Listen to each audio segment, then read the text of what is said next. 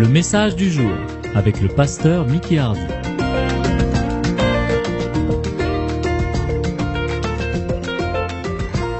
Comme nous savons tous, la parole de Dieu est l'élément important de notre vie, la révélation de la parole de Dieu pour notre vie. C'est pourquoi quand nous venons à la maison du Seigneur, nos cœurs doivent être ouverts. On doit avoir soif de venir écouter la parole de Dieu, car c'est la puissance de Dieu.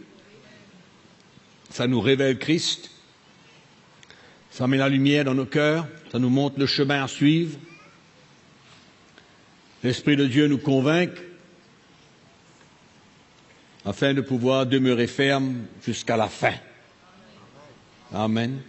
Jésus a dit, est-ce qu'il trouvera même de la foi sur la terre quand il reviendra? Comme quoi, mes frères et sœurs, nous avons besoin de connaître notre Dieu. Nous avons besoin de connaître notre Dieu. Vous êtes venus dans quel état? Souffrant? Malade? Condamné? Dans des manquements? Passé à travers des épreuves, des situations difficiles? Dans quelle attitude de cœur sommes-nous venus ici dans la maison de Dieu ce matin? Est-ce que nous attendons à ce que le Seigneur nous parle, à ce que le Seigneur puisse répandre sa grâce sur nous, ramener la foi dans une bonne direction? C'est ça le but de se rassembler. Que le Seigneur puisse nous guider, nous conduire.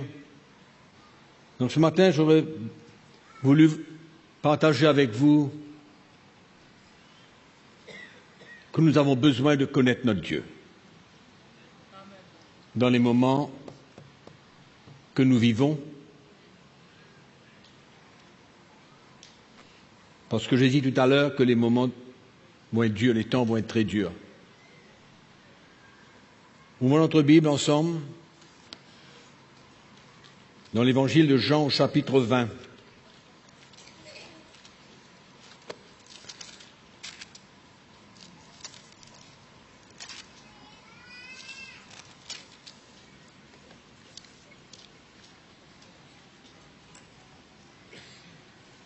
Je crois que nous tous qui sommes là aujourd'hui, nous n'avons pas beaucoup de difficultés pour croire à beaucoup de choses qui sont écrites dans la parole de Dieu. Nous n'avons pas de difficultés à croire, par exemple, que nous aurons un jour un héritage dans les cieux. Tout le monde y croit. Tous les chrétiens y croient. Qu'un jour Jésus va retourner. Tout le monde y croit. C'est écrit dans la parole de Dieu. L'Esprit de Dieu témoigne cela à notre cœur et nous croyons. Et on n'a pas de difficulté à le croire. Si vous demandez à tous les chrétiens nés de nouveau, ils connaissent un peu la parole de Dieu, ils n'auront aucune difficulté pour accepter qu'un jour Jésus va revenir pour reprendre son Église. Pas de difficulté. Qu'un jour, nous serons avec le Seigneur et que nous recevrons un héritage qui ne peut ni se flétrir ni se souiller, un héritage dans les cieux. Tout le monde y croit? On n'a pas de difficulté à le croire. Il y a tellement de choses que nous pouvons lire dans la parole de Dieu, que nous acceptons, que nous croyons, et qui nous aident à servir le Seigneur, à marcher avec lui dans nos moments difficiles.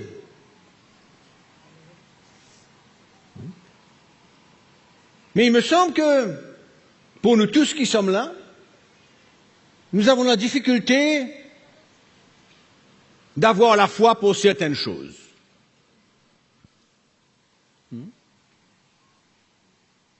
Et je vais mettre les choses au clair. Dans la parole de Dieu, il y a beaucoup de choses que nous croyons fermement et nous n'avons aucun doute. Mais peut-être que vous avez passé par cette porte ce matin et que vous avez beaucoup de doutes dans votre cœur concernant votre foi pour certains aspects de votre vie. C'est pourquoi il faut connaître notre Dieu. Il faut le connaître tel qu'il est.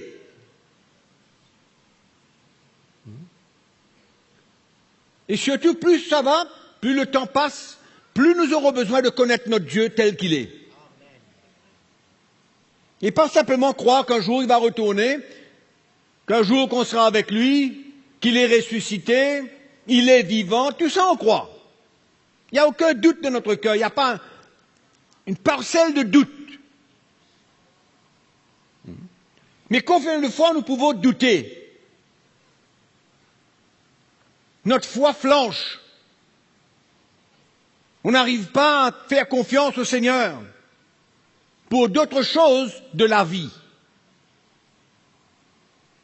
Parce que, mes frères et sœurs, nous passons tous par des épreuves. La parole de Dieu nous dit, il le faut. Ce n'est pas une option. Dans 1 Pierre chapitre 1er. Expérimenter les épreuves dans la vie chrétienne n'est pas une option. L'apôtre Pierre nous dit, il le faut. Afin que l'épreuve de votre foi produise la louange, la gloire. Au jour qu'il apparaîtra. Donc il y a un but dans tout ça. Et pendant ces moments d'épreuve, pendant ces moments de difficulté, de persécution, de manquement, de souffrance, d'affliction, d'opposition, c'est là où on a besoin de connaître notre Dieu. C'est dans ces moments-là qu'on a besoin de connaître notre Dieu. J'ai plus besoin de connaître Dieu concernant, je répète, qu'il est ressuscité. J'ai plus besoin de le connaître, je le sais.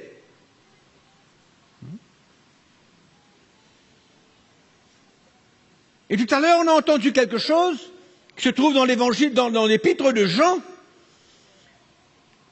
qui dit que nous croyons en lui sans l'avoir vu. Ah! Nous croyons en lui, en Jésus, sans l'avoir vu.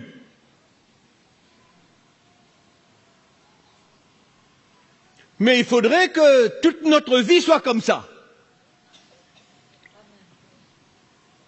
C'est-à-dire continuer à croire dans les moments les plus difficiles sans voir même encore avec nos yeux la gloire de Dieu. C'est-à-dire l'intervention de Dieu, la libération de Dieu, la guérison de Dieu, la délivrance de Dieu. Et c'est une chose où c'est très facile de croire. Parce que ça ne nous affecte pas notre vie de tous les jours.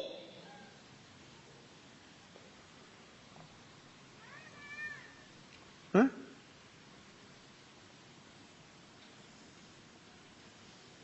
Mais on a besoin de connaître notre Dieu pour ce qu'il est pour nous,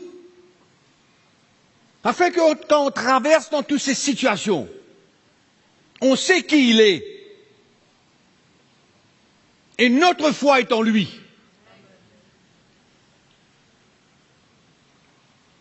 C'est là le test. Et c'est là souvent où nous perdons. C'est là souvent où nous nous confions en l'homme.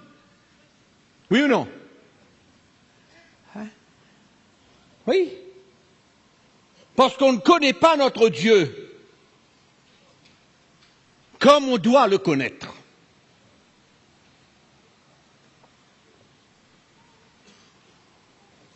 Jean 20. Vous connaissez l'histoire de Thomas? Un jour, Jésus s'est apparu à ses disciples. Thomas n'était pas là. N'était pas présent.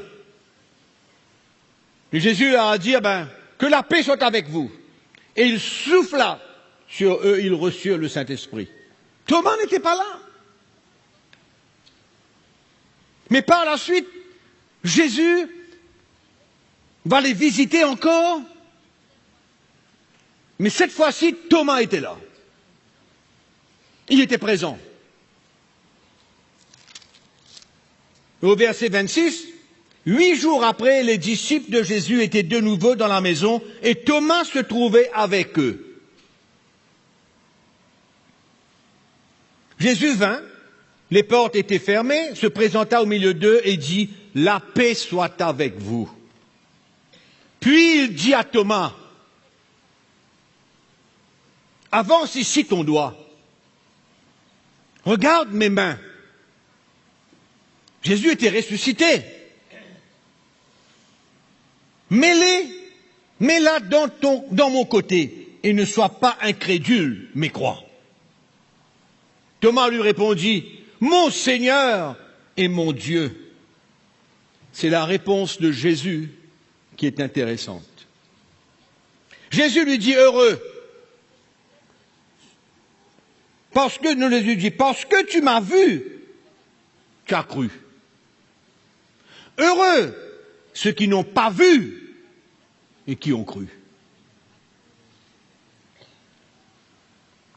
Parce que tu m'as vu, parce que tes yeux m'ont vu, tu crois.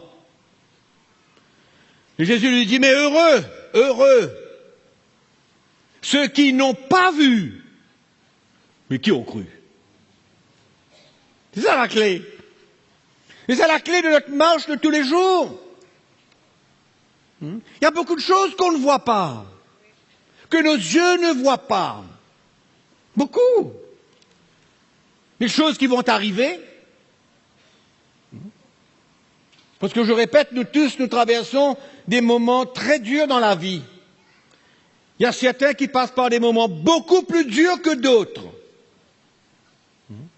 Et il ne faudrait jamais faire une conclusion comme quoi que celui qui passe par des moments beaucoup plus durs que nous n'a pas suffisamment de foi. Attention!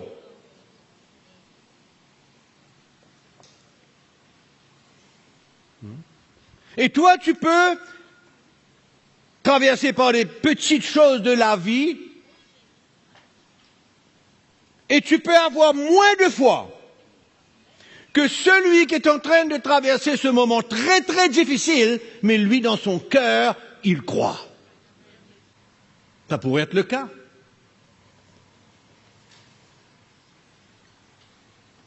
Croire sans voir. Heureux ceux qui croient sans voir. Et là, il parle de la vue naturelle. Que nos yeux ne voient pas. C'est pourquoi c'est important pour nous de connaître notre Dieu. Et je vais vous parler peut-être ce matin de 3 ou 4 choses que nous vivons tous d'une manière ou d'une autre dans notre vie. Notre vie de tous les jours. 1 Pierre, chapitre 1er.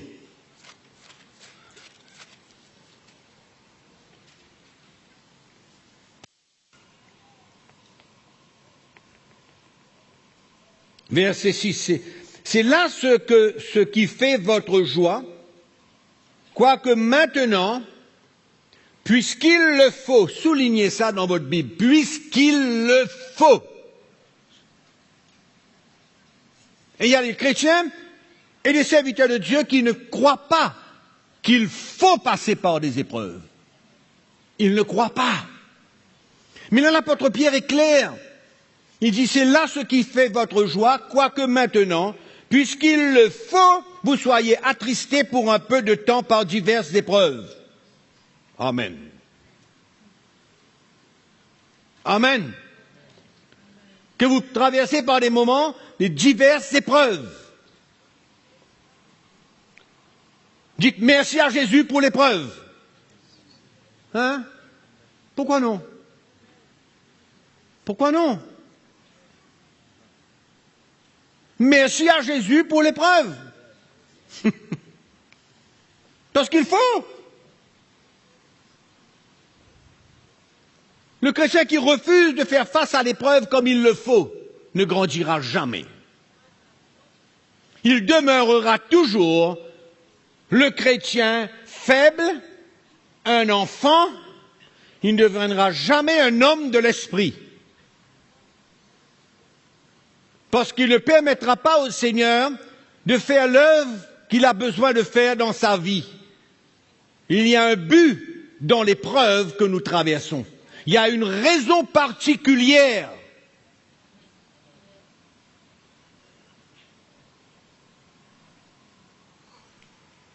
Afin que l'épreuve de votre foi ait pour résultat la louange, la gloire et l'honneur lorsque Jésus-Christ apparaîtra. Vous vous rappelez que l'apôtre Jacques dit la même chose, que l'épreuve de notre foi produit la patience. Produit la patience. Afin que l'œuvre puisse s'accomplir en nous. Et c'est dans ces moments-là qu'il faut connaître notre Dieu, là.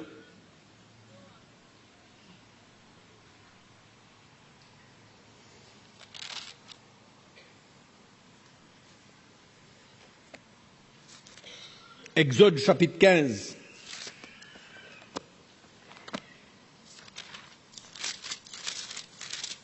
On va aller assez rapidement là-dessus.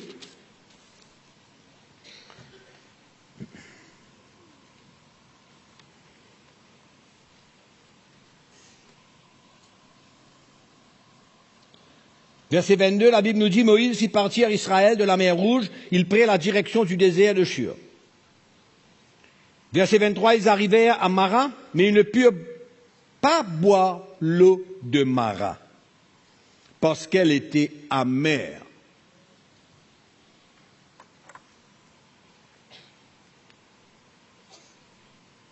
C'est pourquoi ce lieu fut appelé Mara. Le peuple murmura contre Moïse en disant, que boirons-nous? Moïse cria à l'Éternel et l'Éternel lui indiqua un bois qu'il jeta dans l'eau et l'eau devint douce. Ce fut là que l'Éternel donna au peuple des lois et des ordonnances et ce fut là qu'il le mit à l'épreuve. D'accord? À ce moment-là. Et l'Éternel lui dit, si tu écoutes attentivement la voix de l'Éternel et si tu fais tout ce qui est droit à ses yeux, si tu prêtes l'oreille à ses commandements, tu observes toutes ses lois, je ne vous frapperai pas d'aucune des maladies dont j'ai frappé les Égyptiens. Car je suis l'Éternel qui guérit. Car je suis l'Éternel, le Jéhovah Rapha. À ce moment, l'Éternel se manifeste à Moïse et au peuple de Dieu en leur disant, je suis l'Éternel qui guérit. Et c'est comme ça qu'on a besoin de connaître notre Dieu. Parce qu'il y a des moments d'épreuve où nous sommes affligés. Des moments d'épreuve où nous souffrons. Des moments d'épreuve où nous traversons une maladie quelconque. Peut-être, ça peut se faire. Ça arrive, ça peut arriver. Il y a beaucoup de chrétiens aujourd'hui qui expérimentent une maladie quelconque. Mais dans ces moments d'épreuve, dans ces moments-là, c'est là où on a besoin de connaître Dieu comme l'Éternel, le Jéhovah Rapha, l'Éternel qui guérit. Il doit être clair. Et ça doit être clair.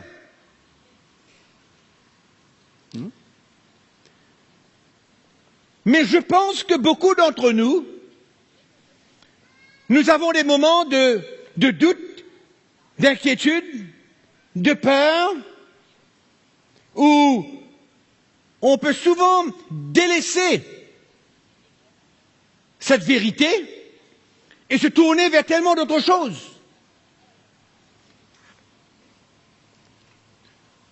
Il n'y a pas de problème de se tourner vers d'autres choses. Mais il suffit que dans notre cœur, nous soyons convaincus qu'il est l'Éternel, le Jéhovah Rapha, celui qui guérit.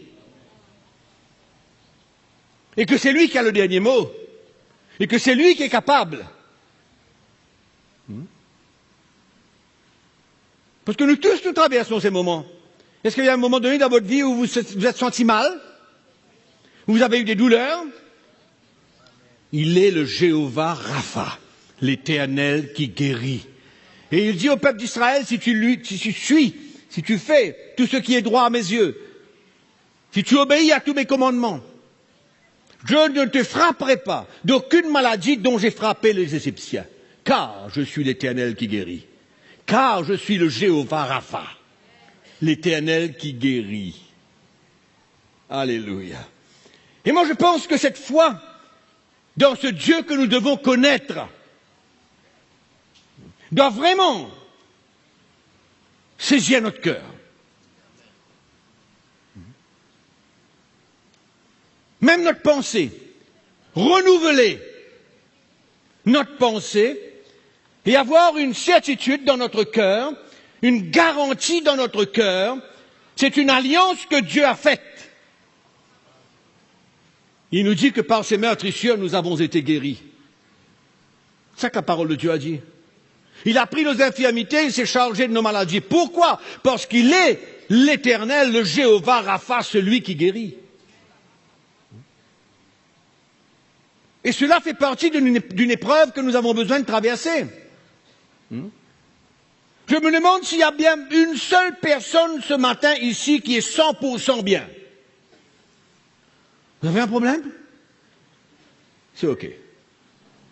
Il est le Jéhovah Rapha. Il est l'Éternel qui guérit. Nous avons tous ces problèmes. Hein? Tout le monde. Même les chrétiens ont des problèmes. Nous ne sommes pas exempts de toutes ces situations de la vie. Mais quand on connaît notre Dieu, c'est là où on peut le faire confiance. C'est là où on peut être dans un état d'esprit comme notre sœur a témoigné ce matin. Elle y croit. Elle croit que quoi? Le temps va faire son œuvre? C'est ça qu'elle croit? Que le temps va faire son œuvre, qu'à un moment donné, doucement, la douleur va partir, elle sera habituée. C'est ça qu'elle a exprimé ce matin? Je ne pense pas du tout. Je pense plutôt que c'était une foi qu'elle a, comme quoi que l'Éternel est celui qui l'a guérie. Nous traversons ces moments. Mais ce qui est merveilleux, et comme l'apôtre Pierre vient nous dire, qu'est-ce qu'il nous dit, l'apôtre Pierre? Il nous dit, à cause de la foi basique, de base, comme quoi que nous recevrons un héritage qui ne peut pas se flétrir, qui ne peut pas se souiller, qui ne peut pas périr. Donc vous avez cette joie. Mais malgré que vous avez cette joie, il vous faut traverser par des épreuves. Parce que l'épreuve de votre foi produit la louange, la gloire et la puissance lorsque Jésus apparaîtra. Amen. D'accord?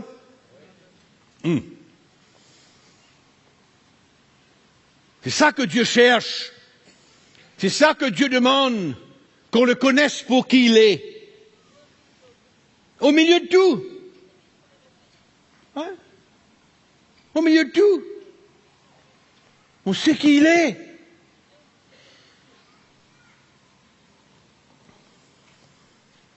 Vous connaissez l'histoire de Gédéon? L'histoire de Gédéon. Un homme est assis, le plus petit de sa famille, assis sur le térébinthe. L'ange de l'Éternel apparaît à lui et lui parle.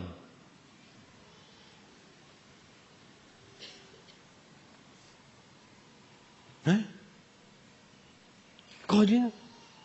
L'Éternel est avec toi, tu es un vaillant héros. Dis-moi, qui suis? Qui suis? Après discussion, il dit, écoute, Seigneur, Éternel, allons faire un deal. Montre-moi un signe. Je vais partir chez moi, je vais préparer une offrande. Je vais retourner et je vais voir si je suis toujours là. Il part. Il va préparer une offrande, des pains sans levain, un peu de jus du sacrifice. Il amène ça devant l'ange de l'Éternel et l'ange de l'Éternel lui dit, mais prends tout, mets sur le rocher. Et comme l'ange de l'Éternel avait un bâton à la main, il a touché le rocher et le rocher s'enflamma. Qu'est-ce que Gédéon a dit? Malheur à moi, car j'ai vu l'Éternel.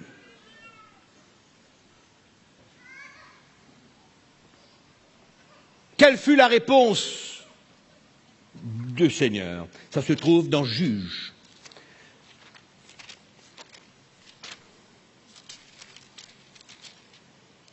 Le Seigneur lui dit, sois en paix.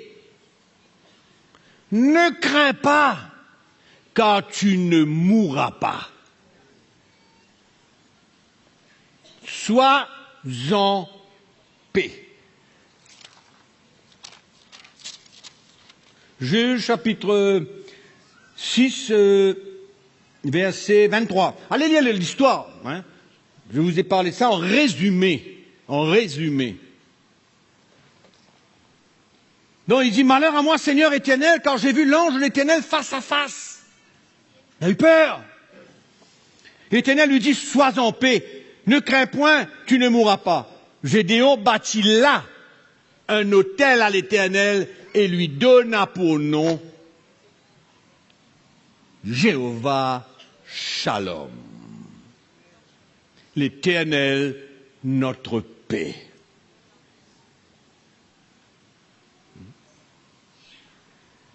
Comme quoi on a besoin de connaître notre Dieu. Hein? Cette manifestation de Dieu à Gédéon, parce que les Israélites étaient en bagarre avec les Madianites et il fallait les combattre. Allez lire toute l'histoire, vous allez voir comment Gédéon et son groupe de 300 personnes ont été combattre les Madianites et les vaincre. Combien de fois on perd notre paix? Combien de fois une mauvaise nouvelle qui nous parvient? Hier, j'en ai reçu une avec ma femme. Hein? Et la première réaction, c'est quoi? Mais mince alors. Pourquoi? Et à ce moment-là, on peut perdre notre paix. Hein? On peut paniquer. On peut partir dans une mission avec nos pensées. Peut-être que la fille se retrouvait en prison. Hein? C'est fou. Comment on peut facilement perdre notre paix dans une situation et paniquer, aller transmettre notre panique, notre peur à quelqu'un d'autre pour le faire comprendre notre grave problème. Mais gloire à Dieu qu'il y a des chrétiens que quand vous annoncez votre grave problème, il vous dit « Sois en paix, ne crains pas, tout va se passer bien. » Celui qui connaît son Dieu, ah ben, c'est ça la réponse que tu auras avec lui. Tu vas lui partager ta panique, ta crainte, ta peur, et il va te dire « Mais ne crains pas, l'Éternel est avec toi, il saura se manifester. » Alléluia. Hein? Combien de fois par semaine on peut perdre notre paix? Combien de fois? Presque tous les jours. Une mauvaise nouvelle par-ci, une nouvelle par-là. Notre travail. Et on part, et on part, et on part. Et on perd notre paix, on perd notre joie. Oui, Jéhovah Shalom, l'Éternel notre paix. Il a dit à ses disciples, je vous laisse ma paix, je vous donne la paix, non pas comme celle que le monde donne, mais ma paix à moi.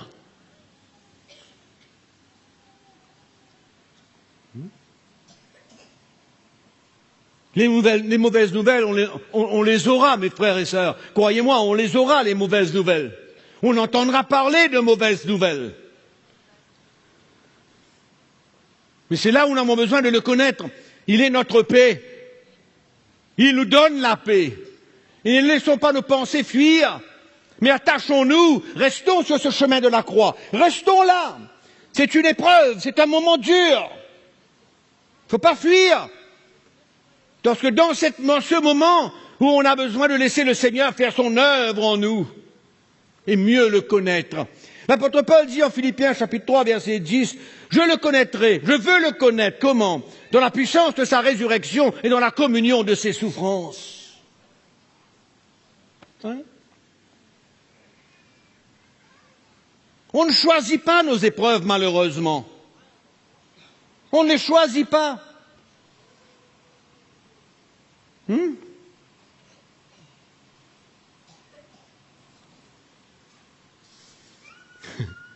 Les situations qui se passent dans la vie, vous connaissez la parole de Dieu. Où Jésus a dit, cette maladie, qu'est-ce qu'il a dit? Cette maladie n'amène pas à la mort, et pour ma gloire. Comment on va comprendre Dieu? Avec notre petite intelligence. C'est pourquoi on ne doit pas vivre avec notre intelligence et notre pensée. On doit vivre avec la connaissance de notre Dieu dans notre cœur.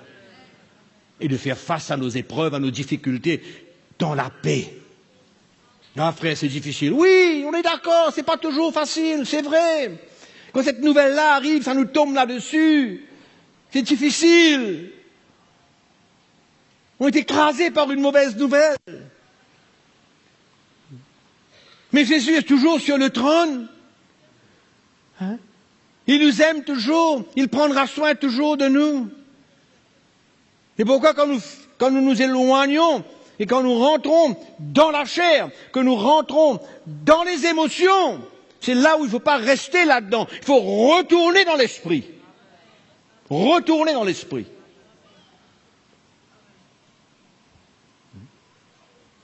Dans l'Épître aux Corinthiens, 2 Corinthiens, chapitre 5, verset 7, il est écrit quoi? L'apôtre Paul dit, nous ne marchons pas par la vue, mais nous marchons par la foi. C'est ça que l'apôtre Paul dit. La foi. Connaître Dieu. Vous voulez la description de la foi? Connaître Dieu. Semence, petite semence, grosse semence et tout ça, ça c'est bien joli, mais connaître Dieu.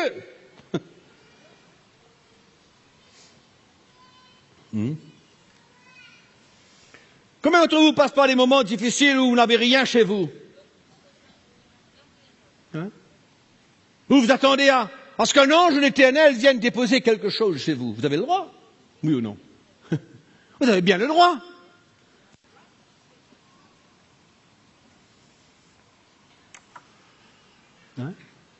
Quand Dieu demanda à Abraham d'aller sacrifier son fils Isaac, il est parti.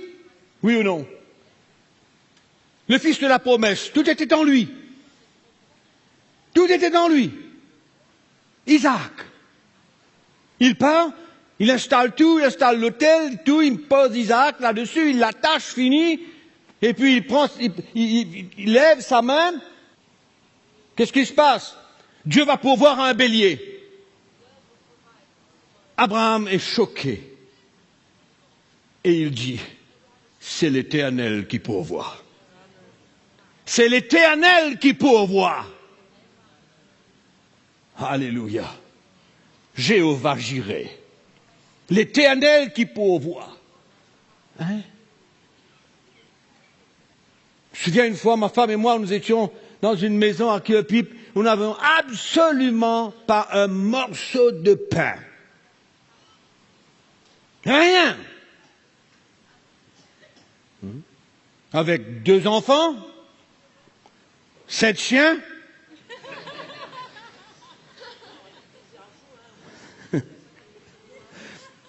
Hein? Il fallait que quelque chose se passe, il fallait que quelque chose se passe. Qu'est-ce qu'il fallait faire?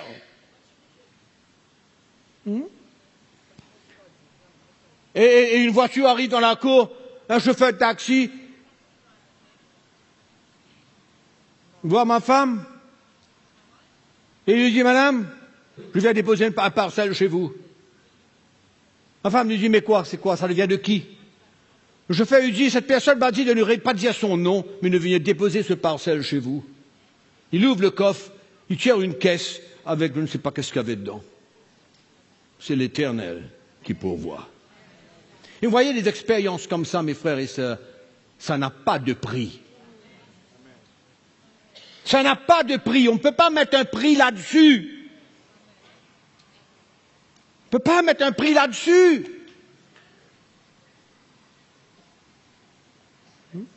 Et souvent, il y a des chrétiens qui, allons dire, négligent la présence de Dieu, négligent la parole de Dieu, négligent ce que Dieu leur demande de faire, parce qu'ils sont tellement consumés par devoir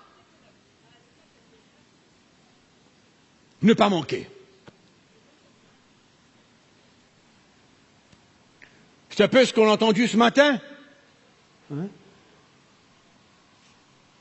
Et on ne réalise pas ce qu'on manque. On veut ne pas manquer, on veut faire des choses, aller faire des choses en plus pour ne pas manquer, mais finalement, quand on ne vient pas dans la présence de Dieu, c'est là où on manque tout.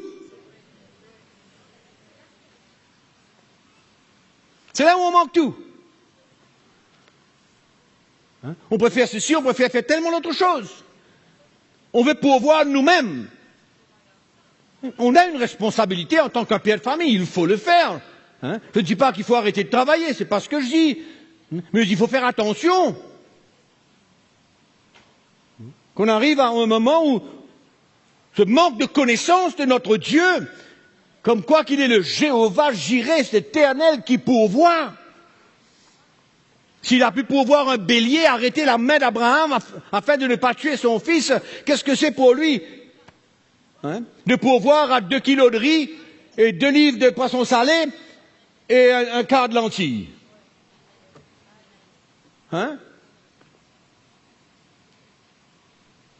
Ou alors, d'être prêt à manger du pain sec pendant un jour, quel est le problème?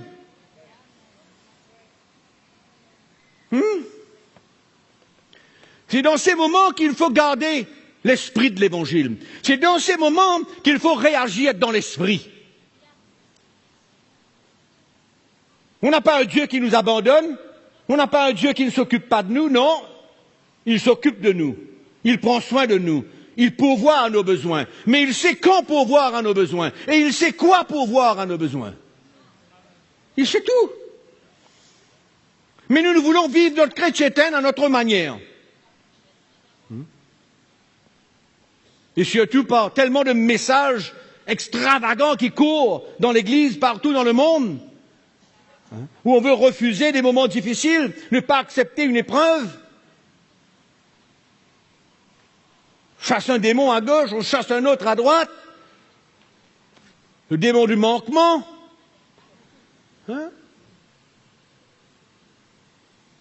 Oh, Seigneur, aide-nous.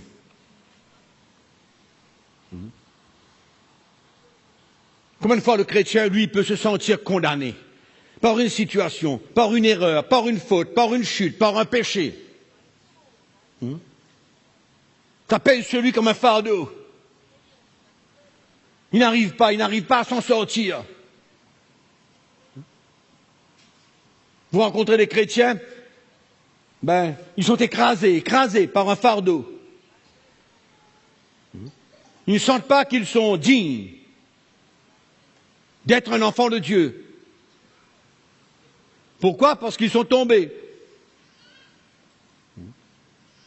Mais qu'est-ce que la parole de Dieu nous dit? L'apôtre Paul dit dans l'Épître aux Corinthiens que Jésus-Christ, il est quoi? Il est notre justice, notre sanctification, oui ou non? Il est notre justice.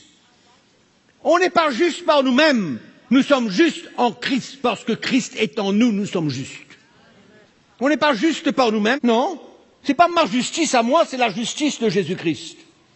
Parce qu'il m'a lavé de tous mes péchés. Et quand je tombe, je me repens, je me relève et je continue et je ne transporte aucun fardeau. Pourquoi? Parce que je suis la justice de Dieu en Jésus-Christ. Et ça, c'est le Jéhovah Tzidkenu. Et plaît pour moi. Ouais. L'Éternel, notre justice. Alléluia.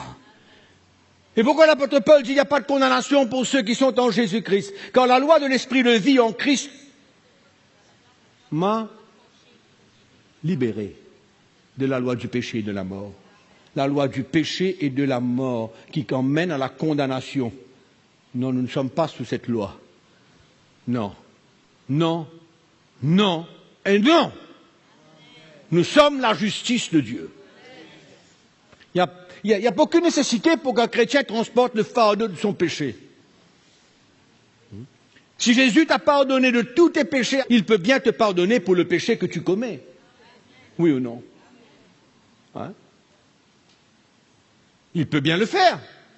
Et il le fait. Hein? Tu t'approches de lui, tu ouvres ton cœur, tu te repens, et la première chose qu'il va faire, c'est pas te regarder avec un œil sur le côté, mais il va te tendre la main et te dire, viens mon fils, viens. Viens ma fille, viens. Allez, je te restaure, continue. Continue à me suivre. Continue à rester sur ce chemin. Il n'y a personne qui doit se sentir condamné ici. Il n'y a pas une seule personne. Pas une seule. Si on comprend qu'est-ce que c'est que la justice de Dieu, ce que c'est que dans un instant miraculeux, un moment, quand nous confessons Jésus-Christ, il nous lave, il nous pardonne de tous nos péchés, comme quoi que rien ne reste. Plus blanc que la neige. Alléluia. Hein? C'est extraordinaire quand même. Ça, ce sont les bénéfices d'un enfant de Dieu, de celui qui a donné sa vie à Christ, de celui qui a reconnu son état de pécheur, qu'il n'est pas digne de se présenter devant Dieu tant qu'il est dans son état de péché, dans sa nature de péché. Mais quand il vient au Seigneur et qu'il dit « Seigneur, pardonne-moi pour tous mes péchés », c'est alors que tu deviens un enfant de Dieu parce que tu reconnais que Jésus-Christ est ton Sauveur et ton Seigneur. À ce moment-là, tu peux bénéficier à tout ce que je partage ce matin. Amen. L'Éternel, le Jéhovah Rapha, l'Éternel, Jéhovah Tzidkenu, l'Éternel, Jéhovah Shalom, l'Éternel, Jéhovah Jireh. Alléluia. Et mes frères et sœurs, il ne change pas le Seigneur. Je ne sais pas si vous êtes au courant, mais il ne change pas. Et il ne changera jamais. Il est le même hier, aujourd'hui, éternellement. Il ne change pas. Nous, on change, mais lui, il ne change pas. On change d'attitude. Il y a beaucoup de choses qui changent en nous, mais lui, il ne change pas. Il est le même Dieu. Amen. La même foi que Abraham a eue pour croire qu'il deviendrait le père d'une multitude de nations, Dieu l'a justifié parce qu'il a cru. Et de la même manière aujourd'hui, nous croyons en Jésus-Christ. Amen. Afin que l'accomplissement de la promesse se réalise dans notre vie. C'est fini. On est justifié par la foi. Alléluia. Hein? On traverse des moments durs. Ok. On est tombé, on a failli. On est triste dans notre cœur, on est brisé dans notre cœur. Mais le diable, qu'est-ce qu'il fait lui? Il dit, tu n'es pas digne, tu es tombé, tu n'es pas digne d'être un chrétien.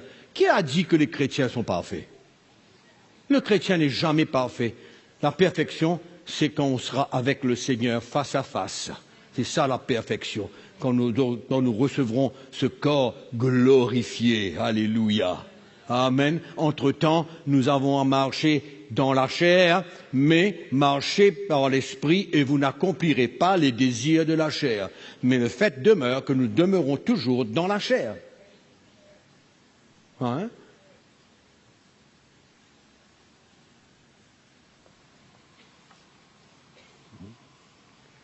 Finalement, le package de la chrétienté est extraordinaire.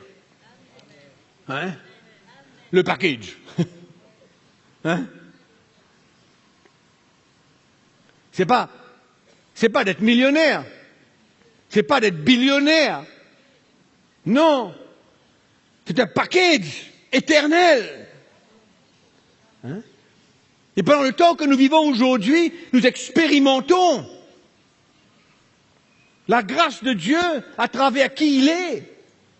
Dans tous les moments que nous traversons, toutes les situations que nous traversons. Tout. Encore une fois, je vais terminer. Par quoi vous croyez?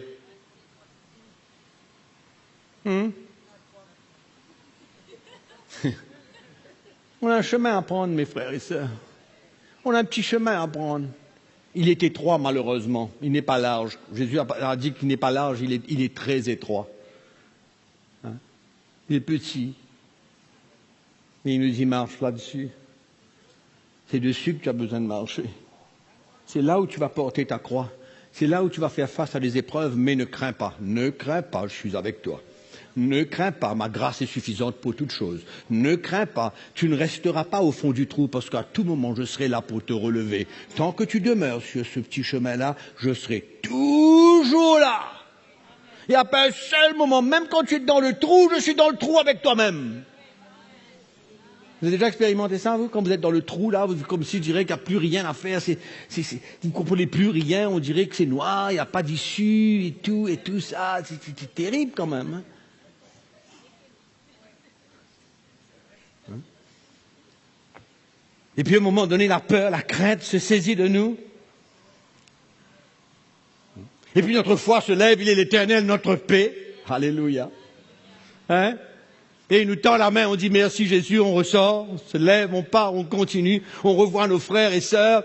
Hein? Il me dit Alléluia, tu es sorti de ton trou, grâce, bon, merci Seigneur, j'ai prié pour toi hier, Alléluia. Quelle grâce extraordinaire de vivre comme ça. Quel cadeau extraordinaire. C'est un package. Amen. C'est pourquoi pour tout le monde qui est ici ce matin-là, tout le monde, il y a quelque chose pour nous. Il y a quelque chose que Dieu veut faire dans notre vie. Vous nous écoutez, hein, vous êtes en ligne, vous nous écoutez. Il y a quelque chose pour vous, quelque part, dans le Seigneur. On ne va pas s'arrêter là ce matin. Hein? Something good is going to happen. Amen. Something good is going to happen. Hein? Oui, non? Quel grand Dieu que nous servons, quel Dieu merveilleux que nous servons, et quelle tristesse de ne pas le connaître. Hein? C'est terrible de ne pas connaître Jésus. C'est terrible d'être loin de lui. C'est terrible de vivre sans lui. D'avoir à faire face à toutes sortes de choses. Pourquoi vous croyez qu'il y a des suicides? Pourquoi vous croyez qu'il y a toutes sortes de choses qui se passent dans le monde aujourd'hui, les gens qui ne connaissent pas Jésus? Ils n'ont aucune paix. Ils sont condamnés. Ouais.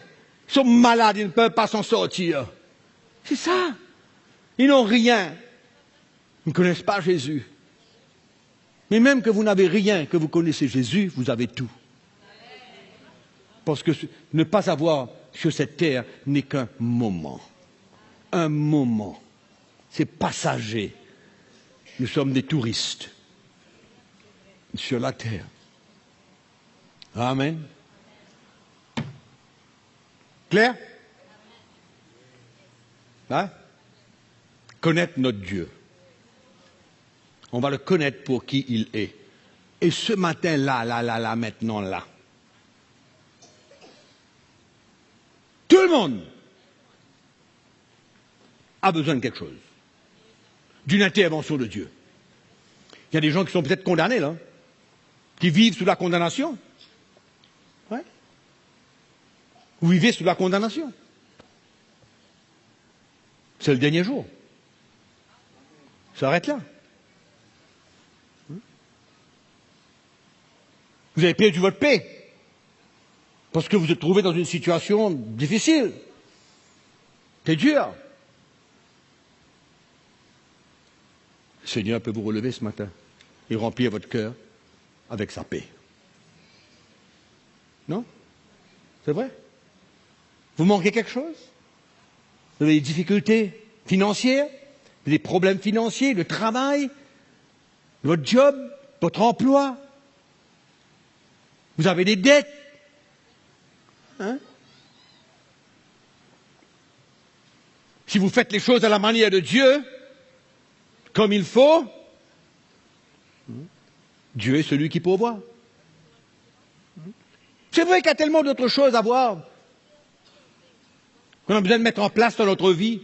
Il ne faut jamais oublier que l'Éternel, il est celui qui pourvoit. Hein? Et quand on règle les affaires dans notre vie, que nous sommes par exemple, comme on a entendu ce matin encore, nous sommes des vrais donneurs. Moi, je ne suis pas là pour mettre la main dans votre poche. Non, non, non, non, non, non. Je veux vous bénir. Je veux que le Seigneur, que vous mettez une plateforme pour que l'Éternel soit celui qui pourvoit à vos besoins. Où est notre Dieu? Qui il est? L'Éternel, Jéhovah?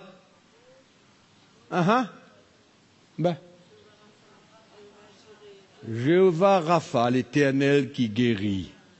Amen. Merci de nous avoir suivis. À bientôt.